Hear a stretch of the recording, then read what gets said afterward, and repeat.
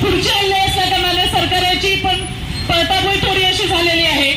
त्याच्यामुळे खरोखर म्हणतात ना, उपस्थित सर्वांना सर्वप्रथम जय शिवराय, जय महाराष्ट्र।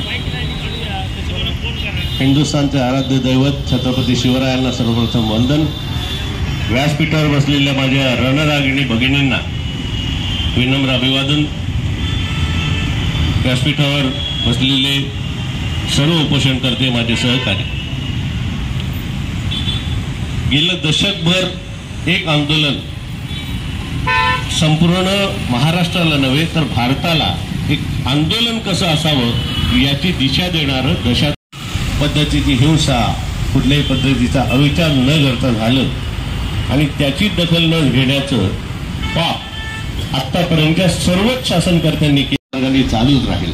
मग त्यात सौम्यपणा आणायचा, अजून काय करायचं ते जरांगे पाटील सांगते। आताच्या घडी या संपूर्ण आंदोलनाची संपूर्ण धुरा जरांगे पाटील यांच्या खांद्यावर आहे, त्यांच्या शब्दावर आहे, त्याप्रमाणे चालू आहे। मला आज या नवी मुंबईमध्ये व्यासपीठावर ज्या बसलेल्या माता भगिनी आहेत, जे आमचे उपोषणकर्ते आहेत, त्यांनी ज्या पद्धतीने हा लढा या चौकामध्ये चालू ठेवलेला आहे त्याचं मनापासून कौतुक करावं असं वाटतं की आपापली मुलं बाळं घरी आहेत, आपापले संसार घरी आहेत, आपापल्या बाकीच्या गोष्टी आहेत, तरी सुद्धा समाजाच्या हितासाठी, समाजाच्या भविष्यासाठी जेव्हा आपण सगळ्याजणी मिळून इथं चाललेल्या सगळ्या गर्दीला, या चौकातल्या सगळ्या जाणाऱ्या माणसांना या सगळ्याची जाणीव करून देत आहे की आम्ही आमचं आरक्षण देखील एका विशिष्ट क्रांतिकारी मार्गाने करत आहोत। तुम्हाला सगळ्यांना माझ्या खूप साऱ्या शुभेच्छा।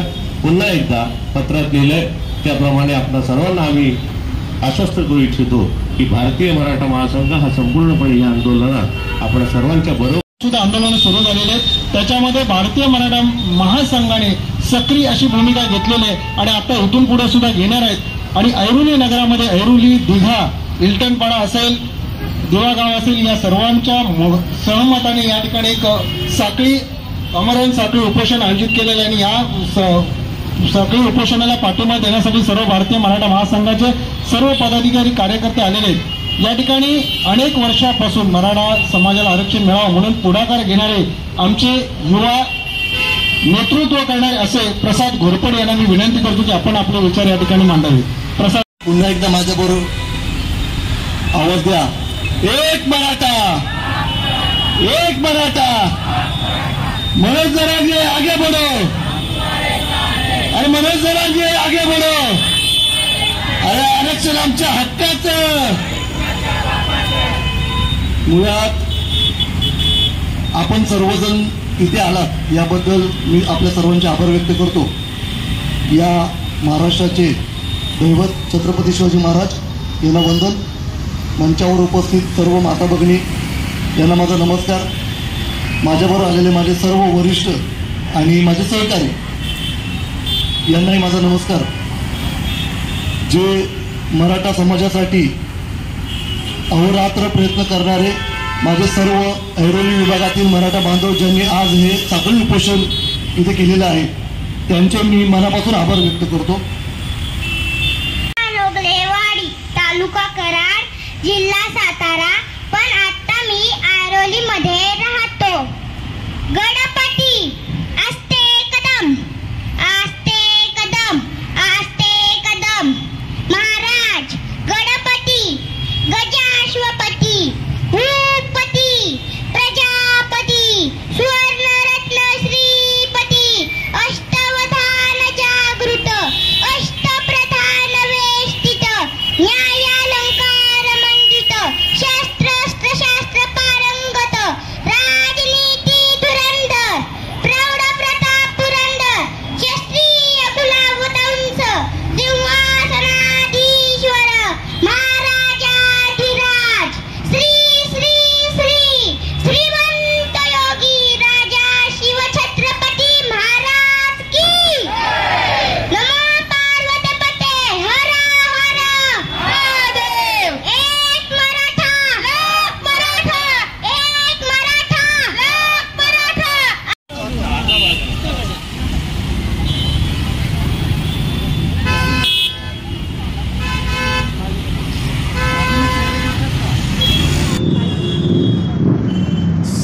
महाराष्ट्र आणि सगळ्या महाराष्ट्राचे सगळे चॅनेल आणि महाराष्ट्राचे नाही तर देशातले सगळे चॅनेल आता एकाच बातमीभोवती फिरत आहेत, महाराष्ट्रातलं मराठा आरक्षणाचा विषय.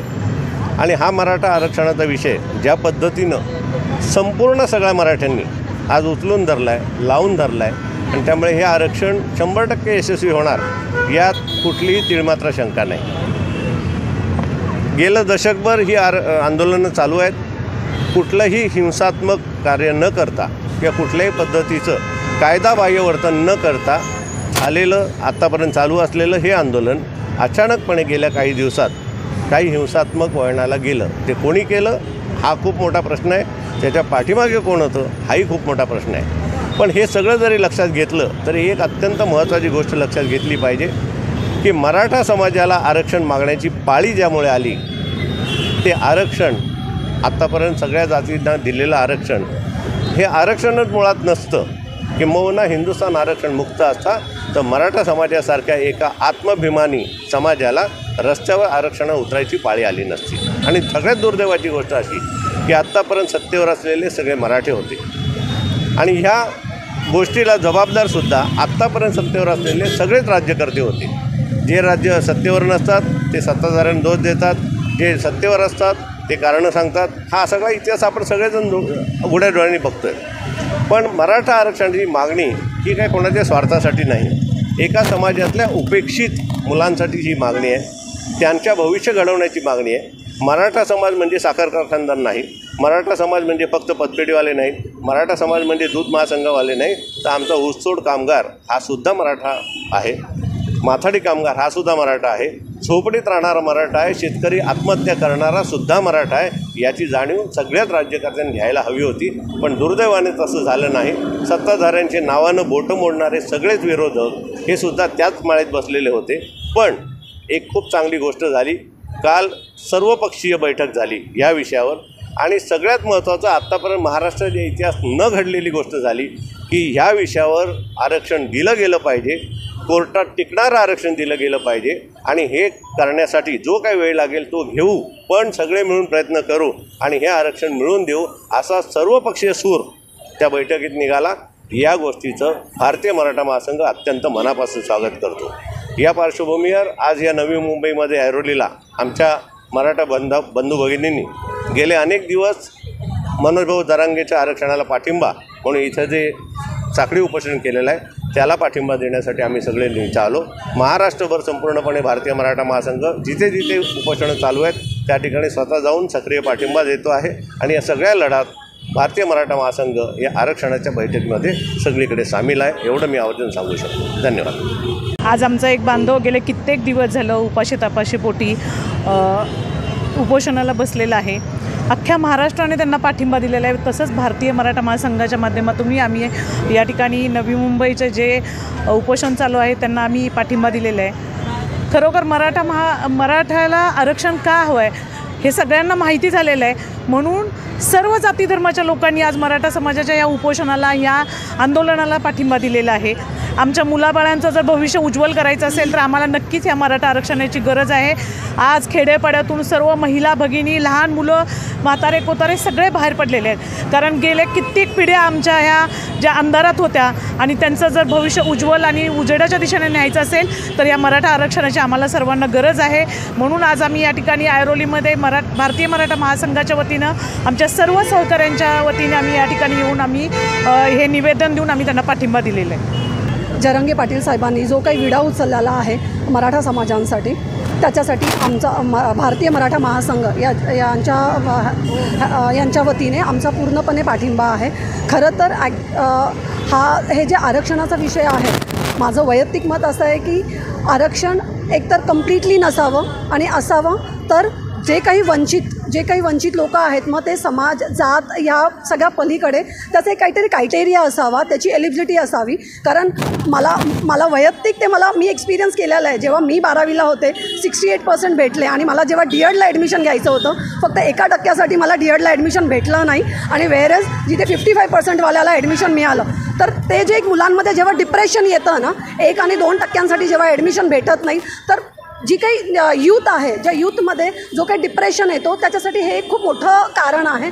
असावं तर सगळ्यांसाठी असावं, काहीतरी क्रायटेरिया गव्हर्नमेंटने तो डिसाईड करावा की त्याचे बरेच अशी तरतूद करावी की काय काय एलिजिबिलिटी क्रायटेरिया असाव्या असं मला वाटतं. म्हणजे ॲज अ ॲडव्होकेट मला असं वाटतं की आरक्षण असावं तर सगळ्यांना असावं आणि वीकर सेक्शनला असावं, वंचितांना असावं. बस एवढंच सांगेन. थँक्यू. आहे गेल्या 40 वर्षापासून भारतीय मराठा महासंघ आरक्षणासाठी सरकारला वेळोवेळी निवेदन दिलेले आहे, मोर्चे काढलेले आहेत. सरकार काय याच्यावर पूर्ण लक्ष दिलेलं नाही. त्यानंतर 17-18ला आपण 57-58 मोर्चे काढलेले आहे, तरी सरकार ह्याच्यावर काही सिरियसली घेत नाही. आज मनोज जरांगेच्या माध्यमातून आज मराठा पूर्ण महाराष्ट्रात उठलेला आहे आणि आज आरक्षण घेतल्याशिवाय ते गप्प बसणार नाहीत. त्यामुळं सरकारला आता आरक्षण देणं हे जरूरी पडणार आहे आणि देवाच लागणार आहे. याच्यावर कसलाही किंतु परंतु सरकारनं न करता आरक्षण द्यावं हे मराठा समाजाची मागणी आहे. आणि काय करता येईल पुढं ते वेगळं, परंतु आज आरक्षण देऊन पुढं नुसते आश्वासनं हे आश्वासनावर आता कुठल्याही प्रकारचं मराठा समाजाचा विश्वास राहिला नाही. त्यामुळं आरक्षण घेतल्याशिवाय मराठा थांबणार नाही हे नक्की. एवढं बोलून तेवढी म्हणजे खरं. मनोज जरांगे पाटील हे मराठा आरक्षणासाठी जी लढाई लढत आहेत, भारतीय मराठा महासंघातर्फे जाहीर पाठिंबा देण्यासाठी आम्ही सर्वजण या ठिकाणी उपस्थित आहोत. आपण पाहिलं तर आपल्याला माहितीच आहे की आरक्षणासाठी ही लढाई इतकी सोपी नाही आहे. कारण मराठा समाज गेली अनेक वर्षे या आरक्षणासाठी लढत आहे आणि लढता लढता जर शासनाला इतकीसुद्धा समाजाची जर दयनीय अवस्था दिसत नसेल तर शासनाला त्या पदावर किंवा ते शासनकर्ता म्हणून राहण्याचा अधिकार नाही असं मला वाटतं. कारण साधा प्रश्न नाही आहे. कित्येक मुलांचे या आरक्षणासाठी किंवा दयनीय अवस्था होतात. शैक्षणिक मुळात शिक्षणासाठी बरेच असे नुकसान त्या समाजाचे या ठिकाणी होत असताना आपल्याला सर्वांना दिसत आहे. इतक्या वर्षामध्ये मराठा समाजाचे कित्येक मुख्यमंत्री झाले, पण एकाही मुख्यमंत्र्यांनी या मराठा समाजासाठी किंवा ज्या समाजाला आरक्षण नाही आहे अशा समाजासाठी शैक्षणिक क्षेत्रामध्ये कोणत्याही प्रकारची प्रगती केलेली आपल्याला दिसत नाही आहे. कारण आज आपण बघतो RT सारख्या ज्या योजना आहेत या आता आपल्या प्रत्येक महापालिकेद्वारा निघालेल्या दिसत आहेत. अशा प्रकारच्या योजना जर तुम्ही कॉलेजच्या मुलांसाठी किंवा ज्या विद्यार्थ्यांना उच्च शिक्षण घ्यायचं आहे अशा लोकांसाठी जर काढल्या असत्या तर शिक्षणासाठी ही वेळ आज मराठा समाजाला आलेली नसती. प्रत्येक समाजाची ही प्रगती त्यांच्या शिक्षणावरही अवलंबून असते आणि हे शिक्षणाचं एक मूळ माध्यम आहे जे शिक्षणाच्या जोरावरती आपण कोणताही समाज प्रगती करत असतो. आणि जर तुम्ही शिक्षणाला जर महत्त्व देत नसाल ते कोणत्याही प्रकारे तुम्ही आरक्षण द्या किंवा आरक्षणाच्या शिवायसुद्धा तुम्ही शिक्षणामध्ये प्रगती करण्यासाठी अनेक संधी देऊ शकता सरकार म्हणून, पण जर तुम्हाला ते करायचं नसेल तर असं आम्हाला वाटतं की तुम्हाला एखादा समाज पुढे जाण्यासाठी तुमच्याकडे कोणत्याही उपाययोजना नाही आहेत. त्यामुळे सरकारवर राहण्याचा सुद्धा या सरकारला कोणताही अधिकार नाही आहे. मुळात आज जरांगे पाटील साहेब उपोषणाला 2 वेळा त्यांचं उपोषण झालं, 3 वेळा झालं, लागोपाठ ते उपोषणाला बसत आहेत. उद्या जर त्यांच्या जीवाला काही धक्का लागला तर याला जबाबदार कोण असेल? माझी जरांगे पाटलांसुद्धा विनंती आहे, तुमचा जीवसुद्धा आम्हाला तेवढाच प्यारा आहे. त्यामुळे तुम्ही आपल्या जीवाची सर्वात मोठी जास्त काळजी घेतली पाहिजे. कारण या समाजाला, मराठा समाजाला आणि संपूर्ण महाराष्ट्राला तुमची गरज आहे. कारण तुमचा जीव हा आमच्यासाठी लाख मोलाचा आहे, खूप महत्त्वाचा आहे. कारण डॉक्टर बाबासाहेब आंबेडकर असतील, छत्रपती शिवाजी महाराज असतील, शाहू महाराज असतील, महात्मा फुले असतील, प्रत्येकाने हा लढा देऊन प्रत्येकाने आपली लढाई जिंकलेली आहे. त्यामुळे आपल्याला लढायचं आहे. आपण उपोषण करून किंवा आपला जीव धोक्यात घालून आपल्याला लढता येणार नाही. आपल्याला लढण्यासाठी हा समाज, हा महाराष्ट्र, हा संपूर्ण देश तुमच्या पाठीशी आहे. मी स्वतः मागासवर्गीय असून मला असं वाटतं की गरीब मराठाला आरक्षण मिळालं पाहिजे, त्यांच्या शिक्षणात प्रगती झाली पाहिजे, त्यांची आर्थिक प्रगती झाली पाहिजे, त्यांची सामाजिक प्रगती झाली प्रत्येक बाजूनी त्यांची प्रगती झाली पाहिजे. कारण भारतीयाच्या या देशाचं संविधानसुद्धा हेच सांगतं की आपण ज्या देशात राहतो त्या देशातला तळागाळातला माणसाची प्रगती ही झाली पाहिजे. आणि ती जर प्रगती झाली तर हा भारत देश आर्थिक महासत्ता झाल्याशिवाय राहणार नाही. त्यामुळे या ठिकाणी हे जे मराठा आरक्षणाचं साखळी उपोषण या ठिकाणी होत आहे ऐरोलीमध्ये, या आरक्षणाला, या साखळी उपोषणाला जाहीर पाठिंबा देण्यासाठी मी या ठिकाणी आज उपस्थित आहे आणि आमच्या भारतीय मराठा महासंघातर्फे आम्ही या ठिकाणी जाहीर पाठिंबा या ठिकाणी देत आहोत. मराठा योद्धा हे गेली 9 दिवस उपोषणाला बसलेले आहेत. त्याच्या समर्थनार्थ आज संपूर्ण महाराष्ट्रात त्यांना पाठिंबा मिळत आहे विविध क्षेत्रातून. मग ते मराठाच नाही, केवळ मराठा नाही, सर्व जाती धर्माचे लोक आज त्यांना पाठिंबा देत आहेत आणि ही लढाई आता अंतिम टप्प्यात आलेली आहे. तरी पण सरकार आज झोपलं आहे. सरकार उलट मराठा योद्धा जरांगे पाटलावर चिखलफेक करतो आहे, स्क्रिप्ट वाचतायत कुणाची तर असे आरोप करत आहे. पण हे सरकार फार चुकीचं करत आहे. सरकारने 40 दिवसाचा वेळ कशासाठी घेतला? हे चर्चेचं गुऱ्हाळ घालण्यासाठी का?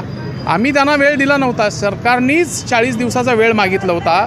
तरीसुद्धा ते 40 दिवसात निर्णय घेऊ शकलेले नाहीत आणि आता वेळ वाढवून मागत आहेत. पण आम्हाला काही करून 50% आतलं OBCचं आरक्षण मराठ्यांना दिलं पाहिजे.